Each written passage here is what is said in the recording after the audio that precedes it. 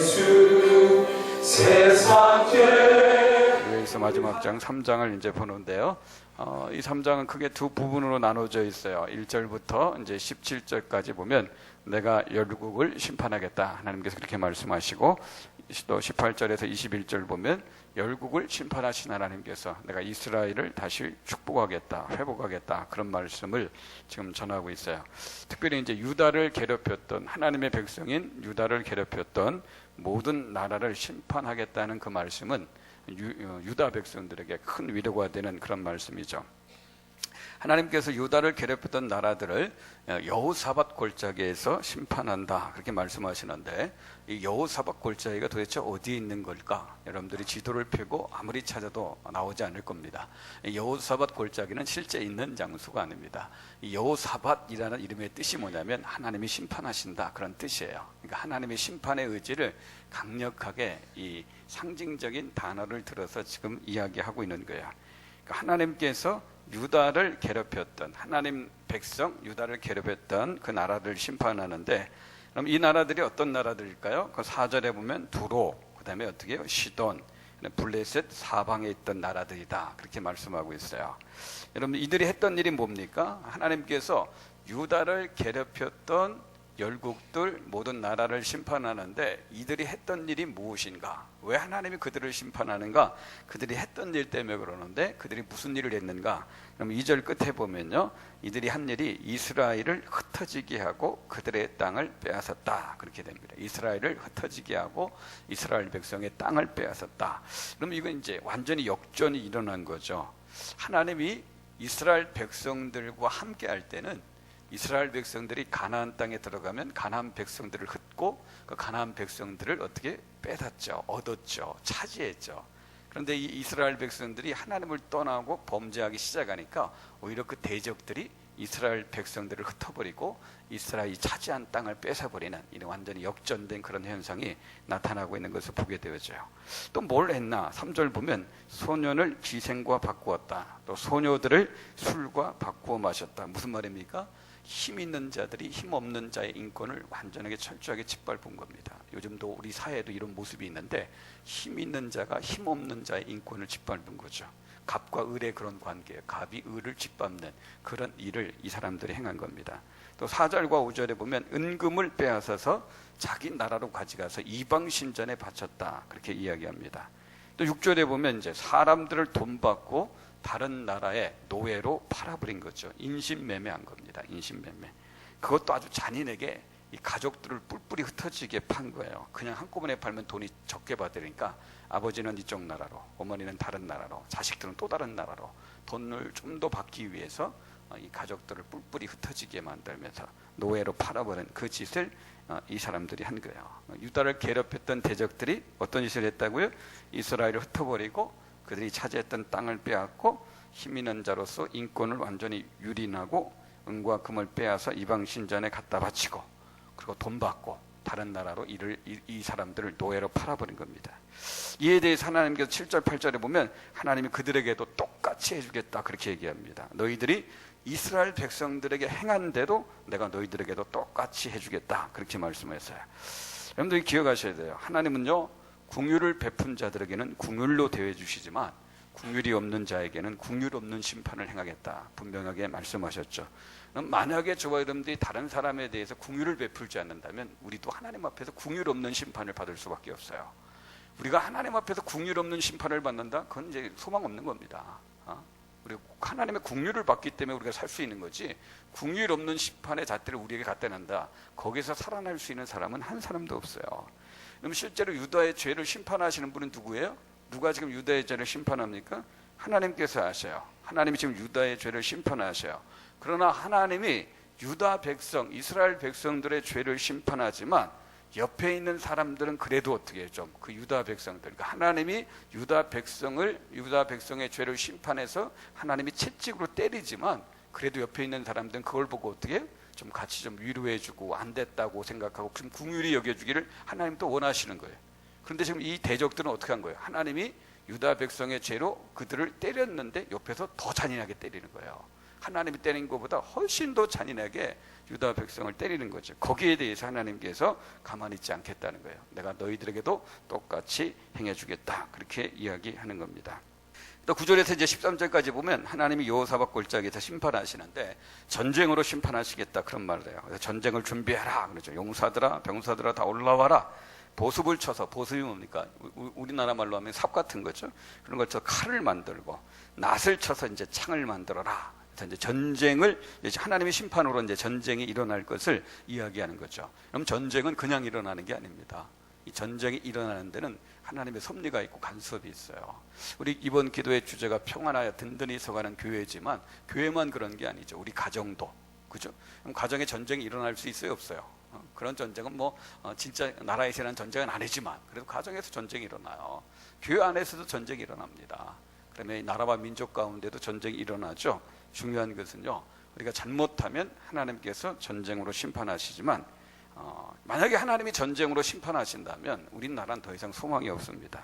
그런데요, 교회만 살아있다면요, 한국 교회가 살아있고 한국 교회 성도들만 살아있다면 하나님은 절대 이 나라의 민족을 전쟁으로 심판하지 않습니다. 여러분들, 한국의 소망은 국회에 있는 게 아니에요, 그죠? 한국의 소망은 정치인들에게 있는 게 아닙니다. 한국의 소망은 어디에 있어요? 한국 교회 안에 있는 거예요. 한국의 소망은 어디에 있는 거예요? 한국 교회 성도들에게 있는 거예요. 저와 여러분들에게 있는 거예요. 우리 교회에 달린 거예요.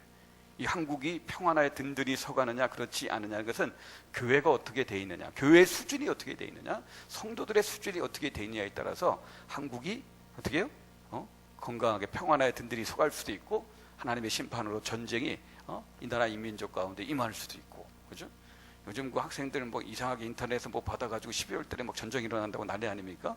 그래서 그 돌려보내고, 예언 사역자는 어떤 분이 12월 달에 한국에서 전쟁 된다고 그런 어떤 예언을 받아가지고 그게 지금 한국에 퍼져가지고 성도들끼리 12월 달에 전쟁 낸대, 12월 달에 전쟁 낸대. 그럼 전쟁 나면 좋습니까, 나쁩니까? 나빠요. 아유, 참 모르겠어요. 아유, 참. 전쟁 나도 죽으면 죽죠. 주님 앞에 가는데. 여러분들은 안 그래요? 근데 중요한 건 아직 그래도 제가 볼 때는 하나님께서 한국교회에 아직도 소망을 갖고 있기 때문에 분명히 전쟁은 안 날이라고 저는 생각을 해요. 아직 한국교회는 살아있기 때문에, 살아있는 교회들이 있기 때문에, 한국교회 성도 보면 살아있는 성도들이 있기 때문에. 근데 여러분들, 소돔과 고모라가 의인 10명이 없으면 하늘에서 불례를 심판하는 것처럼 한국교회와 성도들 그 수준이 안 되면 하나님은 이제 전쟁으로 심판하시는 겁니다. 근데 여러분들, 이런 전쟁 중에도 하나님이 13절에 보면 알곡과 가라지를 가르셔요. 여기 두 가지 상반된 비유가 나오죠. 신약에는 알곡과 가라지 비유인데 오히려 구약의 비유는 더 확실하게, 더 구체적으로 뚜렷하게 이야기해요. 그게 뭐냐면 낫을 들어 익은 곡식을 추수한다, 그런 표현이 나와요. 낫을 들어서 익은 곡식을 추수하고, 대조적으로 또 무슨 표현이 나오냐, 포도주를 밟아버린다, 그렇게 얘기해요. 여기서 익은 곡식은요, 하나님 나라 백성들의 삶을 얘기하는 거예요. 말씀의 순종함으로 만들어내는 아름다운 삶을 익은 곡식으로 이렇게 상징적으로 표현하는 거예요. 반대로 여기 포도주, 포도는요, 그 뒤에 보면 그들의 악이 뭐라고요? 금이라 라는 말씀처럼 악한 자들이 만들어낸, 자기 욕심으로 만들어낸 죄된 삶을 이야기하는 겁니다. 그러니까 세상의 모든 사람들은 둘 중에 하나의 삶을 살고 있는 거예요. 제3의 길은 없어요. 말씀에 순종해서 아름다운 삶의 열매를 만들어내는 그런 삶을 살든지, 아니면 자기 욕심, 세상 욕심에 이끌려서 죄된 삶을 살고 있는지, 둘 중에 한 가지 그런 삶을 살고 있는 거죠. 저와 여러분들은 이 두 가지 삶 가운데 하나님 말씀 앞에 순종해가지고 아름다운 삶의 열매를 맺는 삶을 살고 있는가, 아니면 내 욕심에, 세상 욕심에 이끌려서 죄된 삶을 내가 지금 살고 있는가 살펴보셔야 되는 거죠. 그리고 나서 이제 14절, 15절, 16절, 17절까지 보면 이제 심판의 때에 나타나는 또 대조적인 장면이 두 가지가 나오는데요. 그 14절 말씀되면 수많은 사람들이 이제 심판의 자리로 나와요. 근데 그때 어떤 현상이 나타나는데요? 하늘에 해와 달과 별이 빛을 잃어 깜깜하게 된다, 그렇게 되죠. 깜깜해진다. 해와 달, 별 영원히 있을 것 같죠? 절대 그렇지 않아요. 그건 시한부로 있는 거예요. 해와 달과 별이 빛을 잃어 깜깜하게 될 때가 온다, 이렇게 얘기해요. 반면에 하나님께서 시온에서 부르짖고 예루살렘에서 목소리를 벌하시는데 그 목소리가 세상을 진동시킨다, 그렇게 대조적인 표현이 나옵니다. 그럼 이 말이 무슨 뜻입니까? 그럼 세상 사람들, 믿지 않는 사람들은요, 해와 달과 별 같은 것이 영원히 있을 거라고 생각해요. 다시 말해서 자기 눈에 보이는 것들이 영원한 줄 알고 그걸 붙잡고 그걸 의지하면서 세상 사람들은 사는 거예요. 근데 하나님이 말씀하셔요. 해와 달과 별은 영원히 있는 게 아니라 하나님 앞에서 종이 한 장에 불과한 거예요. 하나님이 언젠가 후 불어버리시면 눈에 보이는 그 해와 달과 별은 순식간에 사라지는 거예요. 반면에 시온에서 들려지는 하나님의 음성, 예루살렘에서 들려지는 하나님의 음성은 세상을 진동시킬 뿐만 아니라 영원하다 그래요. 그럼 시온에서 들려지는 하나님의 음성이 뭐예요? 그게 하나님의 말씀이에요. 하나님의 말씀. 그러니까 세상 사람들은 거꾸로 생각하고 있어요. 세상 사람들은 거꾸로 해와 달과 별은 영원하다고 생각하고 있고 하나님의 그 목소리, 하나님의 말씀은 그렇지 않은 걸로 생각하는데 그게 반대라는 거예요. 해와 달과 별은 순식간에 사라지는 거고 하나님의 말씀이 영원하다. 하나님께서 우리에게 그렇게 말씀하시는 거예요. 여러분들 내 이름으로 되어 있는 집이 확실한 것 같죠? 내 이름으로 되어 있는 집이 확실한 것 같고 내가 갖고 있는 이런저런 많은 자격증이 확실할 것 같고 뭐 공무원이나 대기업 사원이나 뭐 사자 들어가는 그런 직업이 확실한 것 같은데 하나님은 그게 아니라는 거예요. 그게 아니라는 거예요. 하나님 말씀만이 가장 확실하고 가장 완전하고 가장 영원하다 그렇게 말씀하시는 거예요. 그러니까 우리에게 뭐라는 거예요? 불확실한 것을 붙잡고 불확실한 것에 소망을 두고 그렇게 인생을 살지 말라는 거예요. 여러분 정말 축복합니다. 가장 확실한 말씀에 소망을 두고 사시기를 주님의 이름으로 축원합니다. 예? 말씀에 소망을 두고 살아갈 때요 하나님 우리의 피난처가 되어주시고 산성이 되어주신다 그렇게 말씀하고 있죠. 그렇게 여러분들 저와 여러분들에게 말씀 앞에 헌신하시는 삶을 살아가야 돼요. 내가 말씀 하나 붙잡고 사는 거 거기에 만족하십시오. 말씀 하나. 내가 다른 거 없다 할지라도 말씀 하나 붙잡고 사는 삶에 만족하십시오. 말씀에 헌신하고요 말씀 하나 붙잡고 사는 삶을 살면요 오늘보다 내일 하나님 더 책임져 주십니다. 이번 달보다 다음 달 더 형통한 길로 하나님 분명히 인도해 주셔요.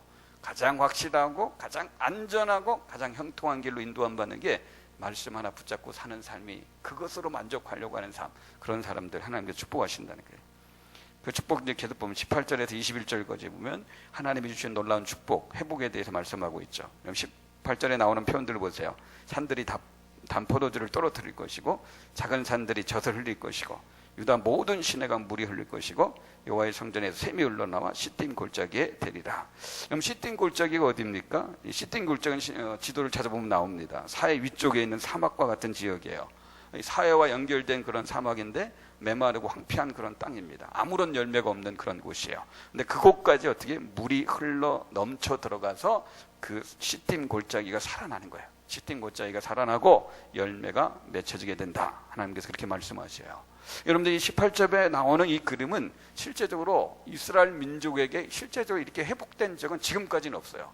지금까지 뭐 이렇게 회복되진 않았어요. 그러니까 이건 문자적으로 해석할 그런 말씀이 아니라 상징적으로 영적인 의미로 해석을 해야 됩니다. 그러니까 이 말씀은 딴 게 아니라 하나님께서 교회에 엄청난 은혜와 복을 주셔가지고 또 하나님을 믿는 백성 한 사람 한 사람에게 엄청난 은혜와 복을 주셔서 그 은혜와 복을 세상에게까지 믿지 않는 사람에게까지 흘러보내게 해주신다는 그런 약속의 말씀이에요. 그럼 우리 교회 표 중에 한 가지 제일 첫 번째 표가 뭐예요? 우리 교회 제일 첫 번째 표가 하늘 축복의 통로로서 지역과 민족과 세계를 축복하는 그런 교회, 그죠? 하늘 축복의 통로로서 지역과 민족과 세계를 축복하는 그런 교회, 바로 저겁니다, 그죠? 저런 교회, 저런 성도들 만들어 주시겠다. 하나님께서 그렇게 약속하시는 거예요. 여러분 하나님께서 세상을 축복할 때는 절대 다이렉트로 축복하지 않아요. 그냥 직접 축복하지 않습니다. 하나님은 다이렉트로 세상 사람들을 축복하지 않아요. 누구를 통해서요? 하나님이 세우신 교회를 통해서 세상을 축복하는 거예요. 하나님이 세우신 성도 한 사람 한 사람을 통해서 어떻게 세상에 있는 사람들을 축복하는 거죠. 결국 여러분들 세상의 축복을 받느냐 받지 못하느냐, 세상 사람들이 축복을 받느냐 받지 못하느냐는 어디에 달려 있는 거예요? 어디에 달려 있어요? 교회에 달려 있고 여러분들에게 달려 있는 거죠. 한국교회에 달려 있고 믿는 저와 여러분들에게 달려 있는 거예요. 우리가 어떻게 사느냐에 따라서. 다른 말로 하면 저와 여러분들이 어떻게 하면 세상을 축복하는 통로로 사느냐, 그렇지 못하느냐, 그건 또 어디에 달려 있느냐? 앞에서 말씀드린 것처럼 말씀 앞에 헌신하는 삶을 사느냐, 그렇지 않느냐, 그렇게 달려 있는 거예요. 그러니까 하나님께서는요, 말씀 앞에 헌신하는 교회가 있으면 그 교회를 통해서 세상을 축복하시는 거예요. 하나님께서는 말씀 앞에 헌신하며 사는 성도가 있으면 그 성도를 통해서 세상에 믿지 않는 사람들을 축복하는 통로로 하나님께서 쓰시는 거죠. 쓰시는 겁니다. 그럼 지금도 세상은요, 교회로부터 또 저와 여러분들로부터 떨어질 부스러기 은혜를 기다리고 있는 거예요. 그래서 저와 여러분들이 잘 살아야 되는 거예요. 바르게 살아야 되는 거예요. 하나님 제대로 믿고 제대로 살아야 되는 거예요. 그래야지 우리도 살고 세상도 살릴 수 있는 그런 축복의 통로가 될 수 있는 겁니다. 이게 3장의 내용이에요. 그럼 3장의 내용을 간단하게 한두 가지만 더 요약을 하면요, 그럼 13절에 보면 하나님이 악을 심판하신다고 되어 있죠.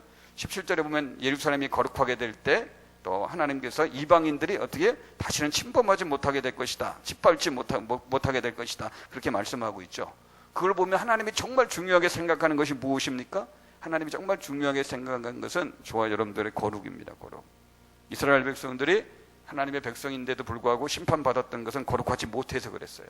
거룩하지 못해서 심판받은 거예요. 그럼 거룩하지 않으면 하나님이 절대 함께 할 수 없어요.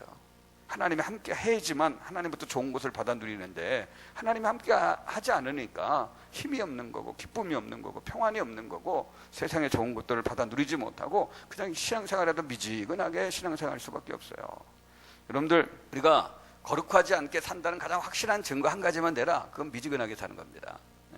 거룩하게 살지 않는 게 막 죄짓고 뭐 그쪽만 생각하지 마시고, 내가 지금 거룩하게 살지 않는 가장 확실한 증거를 대라. 미지근하게 사는 거예요. 이게 거룩하게 살지 않는 거예요. 미지근하게 사는 사람들은 다 지금 거룩하게 살지 못하고 있는 겁니다. 하나님은 그걸 기뻐하지 않아요. 여러분, 하나님 백성이 이 거룩을 놓치면 추해져요. 약해집니다. 그럼 스스로 물어보시기 바랍니다. 나는 거룩한가? 나 이 거룩을 잘 유지하고 있는가? 물어보셔야 돼요. 거룩을 잘 유지하기 위한 그 방법 중에 한 가지가 뭐냐면, 디모데후서 2장 21절에 보면 주를 깨끗한 마음으로 부르는 자들과 함께 이유한 믿음과 사랑과 화평을 쫓으라. 여러분들이 거룩해지기 위해서는 주님과 가까이 해야 되죠. 주님과 관계된 거, 말씀, 뭐 기도, 교회, 예배, 그런 것들을 가까이 해야 되지만, 또 중요한 것은요, 주님하고 가까이 사는 사람들과 가까이 사셔야 돼요. 주님과 가까이 사는 사람들과 가까이. 여러분들, 이게 제가 어떤 분을 보면요, 모태신앙이에요. 모태신앙이고 이렇게 신앙생활을 오래 했는데도 불구하고 이 거룩함을 이루어가는 데 있어서, 성숙을 이루어감에 있어서 그게 별로 안 보이는 사람이 있단 말이에요. 왜 그런가? 가만히 살펴보면 교제권 때문에 그래요. 그 사람이 늘 만나는 사람들이 누군가 보니까 완전히 세속적인 사람들, 세상적인 사람들. 그렇다고 자기가 그 사람들한테 영향을 미치면 괜찮은데 영향을 못 미쳐요. 오히려 그들에게 영향을 받아요. 여러분들 그러셔야 돼요. 내가 만나는 사람들, 내가 시간을 많이 보내고, 그럼 주일날 기껏 와서 성도 만나는 것은 주일날 하루, 뭐 예배 시간, 뭐 그것밖에 더 있겠어요? 근데 매일 만나는 사람, 매일 교제하는 사람이 세상 사람인데, 내가 그 사람 만나서 내가 그 사람들에게 영향을 못 미친다면, 거룩한 영향을 못 미치고 오히려 그 사람들에게 영향을 받는다면, 그 사람들과의 교제권을 잠시 동안 중단할 필요가 있는 거예요. 내 신앙이 성숙해져 가지고 그들에게 영향을 미칠 수준이 될 때 다시 그들을 만나고 그들과 교제를 해야지, 그들에게 계속 생각이나 삶의 방식에 영향을 받으면서 그들을 만나면 절대 거룩하지 못합니다. 쫓아다닐 수밖에 없어요. 여러분들 기억하셔야 돼요. 그럼 철이 철을 날카롭게 한다는 잠언의 말씀이 있는 것처럼 친구가 친구를 날카롭게 하는 거예요. 다니엘의 세 친구를 보세요. 서로가 서로를 거룩하게 만들잖아요. 다윗과 요나단, 서로가 서로를 거룩하게 만들잖아요. 거룩한 사람들과 사귀셔야 돼요. 거룩한 사람들과 교제하셔야 돼요. 하나님 우리에게 요구하시는 거룩입니다. 거룩. 또 하나, 여러분들, 하나님께서 우리에게 주신 가장 큰 복이 뭐냐면 함께 하시는 거예요. 함께 동행하는 거. 이게 가장 큰 복입니다. 18절에 보면 단포주가 떨어지고 젖이 흐르고 물이 흐르고 성전에 샘이 흘러나오고, 이게 문자적으로 이루어지는 게 아니라고 했죠. 영적인 의미라고 했죠. 이런 것들은 하나님이 함께 할 때 누릴 수 있는 영적인 만족과 영적인 행복과 영적인 기쁨을 말하는 겁니다. 하나님이 함께함으로 이런 복을 누리는 사람들, 영적인 만족과 행복과 기쁨을 누리며 사는 사람들은요, 세상 일 때문에 일희일비 그런 거 하지 않습니다. 막 부자 됐다고 막 좋아하고, 가난하게 됐다고 막 한숨 쉬고 그런 거 하지 않아요. 건강해졌다고 막 기뻐하고, 병들었다고 막 절망하고 그런 거 없어요. 일이 잘 풀린다고 막 신나해고, 일이 안 풀린다고 해서 막 실망하고, 많이 가졌다고 좋아하고, 많이 갖지 못했다고 슬퍼하고, 그런 삶 절대 사지 않습니다. 하나님과 함께하면서 영적인 만족과 행복과 기쁨을 누리는 사람은 이런 세상 일 때문에 좋았다가 실망했다가, 뭐 기뻤다가, 뭐 낙심했다가, 행복했다가, 뭐 불행했다가, 뭐 그런 거 하지 않아요. 여러분, 하나님을 가진 사람은 모든 것을 다 가진 사람입니다. 그러니까 다윗이 뭐라고 그래요? 여호와는 나의 목자시니 내가 어떻게 부족함이 없으리로다. 하나님을 가진 사람, 하나님이 함께 하시는 사람만이 그런 고백을 할 수 있어요. 하나님이 함께 하시는 사람은 요셉처럼요, 종으로 팔려도 형통하게 되어져요. 감옥에 들어가도 형통하게 되어지는 거예요. 그럼 신약에 나온 베드로 보세요. 야고보가 처형당하고 이제 내일 자기도 이제 죽어야 되는데 그 전날 밤 베드로가 뭐 합니까? 잠자죠. 너무나 평안하게 쿨쿨. 천사가 와서 흔들어 깨우는데도 안 일어나죠. 나중에는 안 일어나니까 발로 옆구리 차잖아요. 아주 세게 차. 그때서 일어난다. 여러분들 같으면 다 내일 처형당하는데 그 전날 밤 이렇게 평안하게 잘 수 있겠습니까? 하나님이 함께 하시는 사람이 누리는 영적인 만족, 영적인 행복, 영적인 평안이 그와 함께 하기 때문에 그런 거예요. 여러분들 묻습니다. 하나님이 함께 하신다는 거 믿으십니까? 하나님이 함께 하신다는 거 믿으십니까? 그럼 오늘부터 생각부터 얼굴부터 바꾸시기 바랍니다. 여러분들의 인생 절대 우울하다고 생각하지 마세요. 우울한 표정 짓지도 마세요. 불행하다고 생각하지 마세요. 불행한 표정도 짓지 마세요. 여러분들은 하나님이 함께하는 사람이에요. 하나님이 함께하는 사람들이 누리는 영적인 만족, 영적인 행복, 영적인 기쁨들을 누리며 사시기를 주님의 이름으로 축복합니다. 축복합니다. 여러분 들은 말씀 붙잡고 같이 기도합시다.